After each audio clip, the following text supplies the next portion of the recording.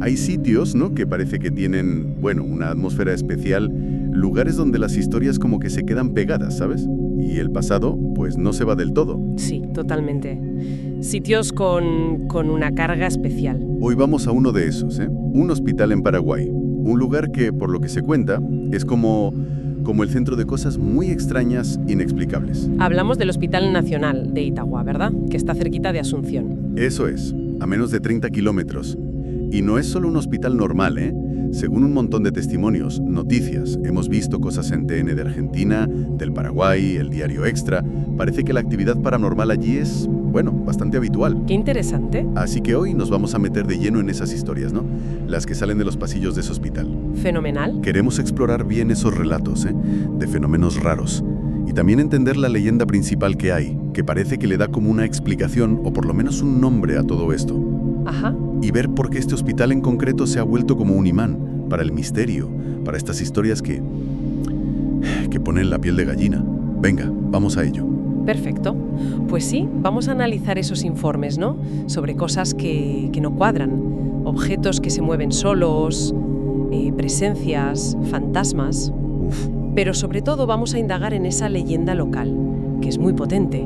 Ha calado mucho allí y le da nombre y quizá una intención a esa atmósfera tan cargada que describe la gente. Es que es fascinante cómo a veces lo inexplicable se agarra a un sitio, ¿verdad? Totalmente. Se ancla en un lugar físico. Empecemos por el sitio en sí.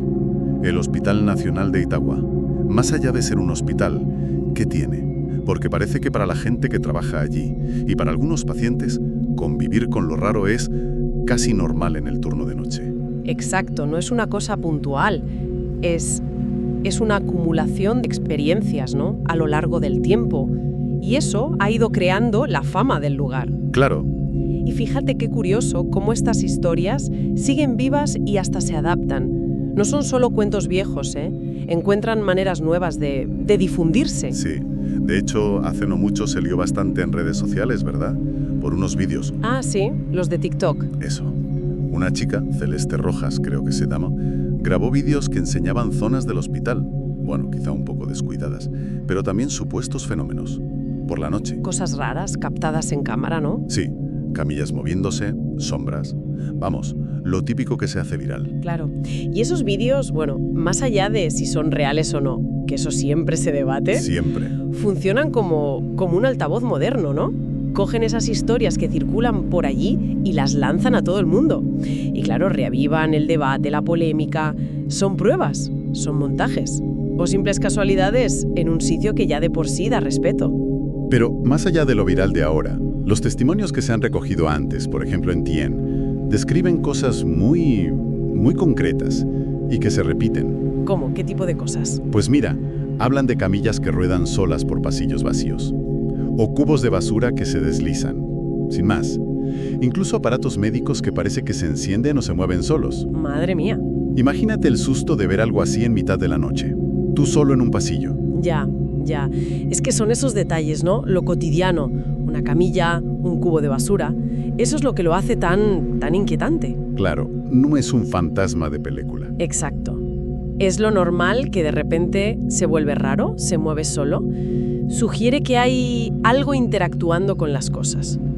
De forma sutil, pero clara para quien lo ve. También se habla mucho de puertas de habitaciones, de pasillos, que se abren o se cierran de golpe, a veces con fuerza, y sin corrientes de aire ni nadie cerca. Uf. Y luego los ruidos.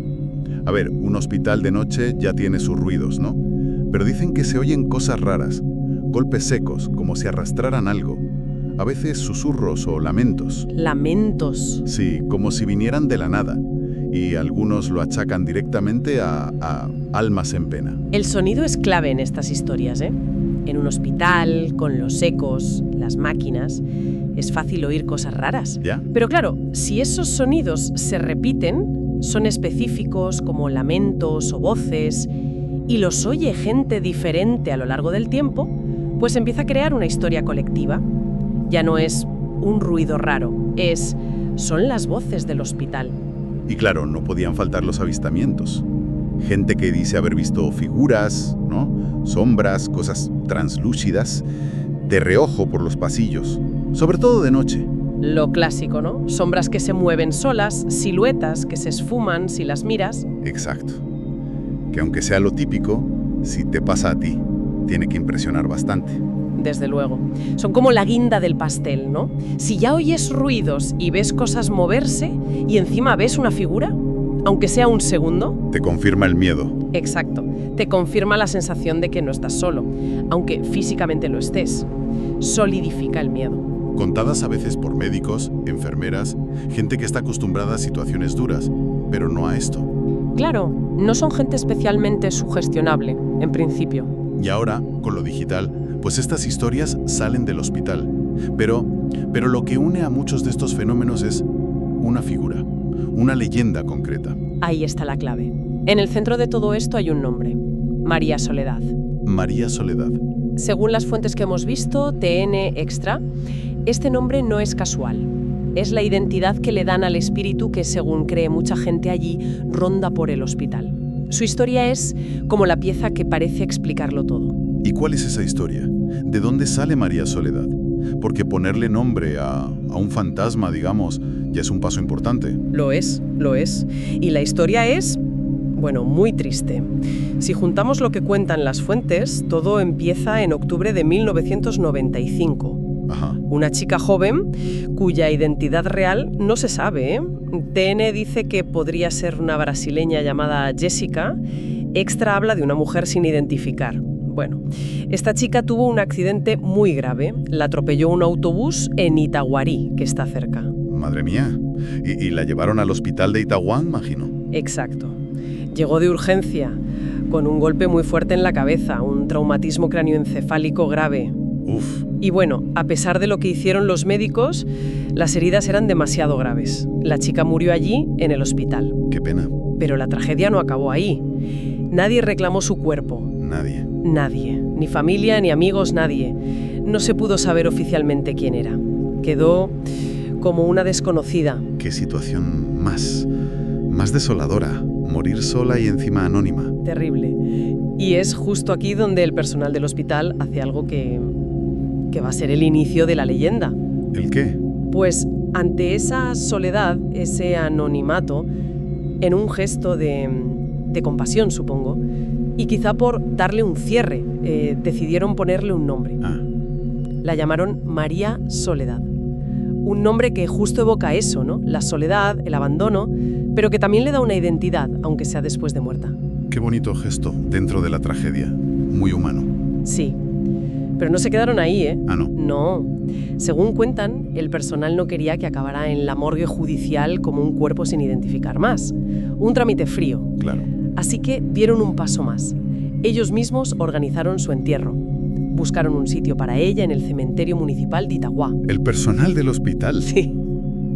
Le dieron no solo un nombre, sino un lugar donde descansar, pagado y arreglado por ellos. Eso lo cambia todo. No es solo un fantasma anónimo. Es alguien a quien cuidaron, incluso después de morir. Exacto. Y ahí está lo fascinante.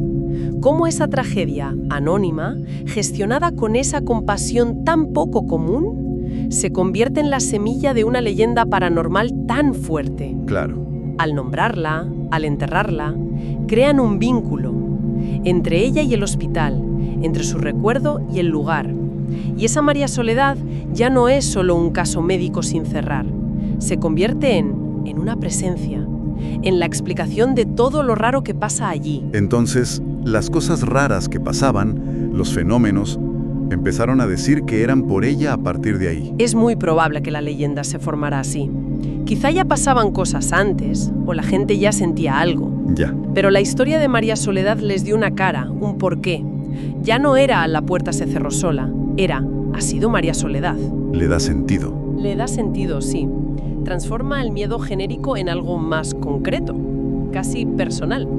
Le da una identidad al misterio del hospital. Y lo curioso, según dicen en TN, por ejemplo, es cómo ven a este espíritu muchos de los que trabajan allí. Que no la ven como algo malo, ¿no? Que sería lo típico en historias de fantasmas de hospital. Sí, eso es un giro llamativo. La idea que parece dominar entre parte del personal no es de miedo puro. Es más bien como, una convivencia resignada, incluso con compasión. Creen que si María Soledad sigue allí, no es para asustar ni hacer daño. Eso parece. Entonces, ¿para qué creen que está? Pues la interpretación más común, según esos testimonios, es que su espíritu se queda para acompañar. Acompañar. Sí, para estar con los pacientes que están en sus últimos momentos, sobre todo con los que están solos, quizá como estuvo ella. Como si fuera una especie de ángel guardián fantasma, ¿sabes? Una presencia que da consuelo al final. Qué visión más melancólica y protectora incluso. Mucho más que terrorífica, desde luego. Es que es conmovedor, ¿eh? Le da una profundidad a la leyenda que va más allá del susto fácil. Pero, ¿esto lo cree mucha gente o solo unos pocos? Parece que está bastante extendido, ¿sí? Y algo que seguro que ayudó a que se creyera más, y que lo menciona el diario Extra, es el testimonio de una antigua directora del hospital. ¿Una directora? Sí, la doctora Yolanda González. Ella contó alguna vez que había sentido la presencia de María Soledad, e incluso dio un detalle. Dijo que recordaba que la chica, antes del accidente, era muy guapa, muy cuidada. Ostras, que una directora, una figura de autoridad médica, diga públicamente que sintió su presencia, eso tiene mucho peso, ¿no? Muchísimo. Le da como una capa de legitimidad a la leyenda. Ya no es solo un rumor de pasillo. Claro. Valida lo que sienten otros. Si la directora lo sintió, ¿por qué no lo va a sentir una enfermera, un celador, un paciente? Estos testimonios de gente respetada suelen ser como un ancla para estas historias que si no, pues se podrían descartar como sugestión o fantasía. Refuerza la idea de que algo pasa allí. Algo que hasta la dirección ha notado. Exactamente. Y volvemos a la difusión de hoy en día. Los vídeos de TikTok que decíamos, aunque generen dudas, son el ejemplo perfecto de cómo estas historias locales, con esa carga emocional y validadas por testimonios así, pues hoy llegan a todo el mundo. Claro, las redes sociales son amplificadores brutales. Cogen una leyenda muy de allí, de Itagüá, del hospital, y la hacen viral. Con lo bueno y lo malo que eso tiene. Efectivamente, por un lado, la da a conocer masivamente. Por otro, a veces la simplifica, ¿no? La reduce a hospital encantado y se pierde todo el trasfondo local. Pero la conexión de esta historia con la gente de allí no es solo digital o lo que se cuenta en el hospital. Hay una parte muy real, muy humana que cuenta Extra. Y que nos saca del hospital, nos lleva al cementerio. Así es. Y esta parte de la historia es quizá la más emocionante y la que más dice de la relación de la gente con María Soledad. A ver, cuenta. Recuerda que el personal la había enterrado en el cementerio de Itagüá. Su tumba original era muy sencilla, un nicho simple y una cruz de metal. Vale, ¿y qué pasó? Pues que fue profanada. En algún momento, no se sabe cuándo, alguien robó la cruz de metal. No me digas. Y peor aún, demolieron el nicho. Parece que por vandalismo o quizá alguien que quería los materiales para otra tumba. Vamos, que destruyeron la tumba de María Soledad. ¡Qué horror! Otra desgracia más para esta historia. Sí. Pero aquí es donde entra la comunidad, o bueno, una parte. Una familia de allí, los Villagra. Su panteón familiar en el cementerio está justo enfrente de donde estaba la tumba de María Soledad. Ajá. Y se dieron cuenta de lo que había pasado. Lo contó un miembro de la familia, Alex Villagra. ¿Y qué hicieron? Pues la madre de Alex, al ver la tumba destrozada, sintió que tenía que hacer algo. Primero compró una cruz nueva, de madera, para marcar el sitio. ¡Qué bien! Pero es que luego fueron más allá. Como el nicho ya no estaba, la familia Villagra decidió pagar y construir un nicho nuevo para María Soledad. ¿En serio? Sí. Le dieron, por segunda vez, un lugar decente donde descansar. Pero qué increíble. Una familia que no tiene nada que ver decide hacerse cargo de la tumba de una desconocida, de un fantasma local, por así decirlo. Y no solo eso. Cuentan que la primera cruz de madera que compró la madre, ahora la guardan ellos en su propio panteón familiar, como si fuera una reliquia, ¿sabes? Un símbolo de esa conexión. Es como si lo hubieran adoptado. Exacto. Es como una adopción póstuma. Rezan por ella, cuidan el nicho nuevo. Si miramos esto con un poco de perspectiva, ¿qué nos dice este gesto de la familia Villagra? Nos dice muchísimo, ¿eh? Ese acto de adopción, de cuidar la tumba, de guardar esa cruz, revela una necesidad humana muy profunda. ¿Cuál? La de dar dignidad, identidad, recuerdo, incluso a los desconocidos. sobre todo a los que mueren solos en circunstancias trágicas. Va más allá de la leyenda paranormal. Totalmente. Es un acto de cuidado real de la comunidad, de memoria colectiva que se teje alrededor de alguien que representa el anonimato y la tragedia. Muestra cómo la gente puede integrar una leyenda no solo contándola, sino asumiendo una responsabilidad. Es una historia con muchas capas, entonces. Por un lado tenemos los relatos del hospital, ¿no? Inquietantes, persistentes, objetos que se mueven, puertas, ruidos, sombras. Todo ese ambiente de misterio paranormal. Sí, el núcleo del fenómeno, lo que crea la fama del sitio. Luego, la figura central, María Soledad. La historia triste de la chica anónima, su muerte, el gesto del personal y la creencia de que su espíritu sigue allí, pero quizá para acompañar, no para asustar. Es como el intento de dar sentido, una cara a una historia, a lo inexplicable. La humanización del misterio. Sí, se podría decir así. Y por último, esta conexión tan real y emotiva con la gente de fuera, con la familia Villagra. El cuidar su tumba, su recuerdo, asegurarse de que, aunque no se sepa quién fue en vida, su historia y su descanso no se olviden. Entonces, ¿qué significa todo esto junto? Pues significa que estamos ante un caso muy rico, muy complejo. Los hospitales, ya lo decíamos, son sitios perfectos para estas historias. Sí, son lugares de emociones muy fuertes. Claro, de vida y muerte, de vulnerabilidad.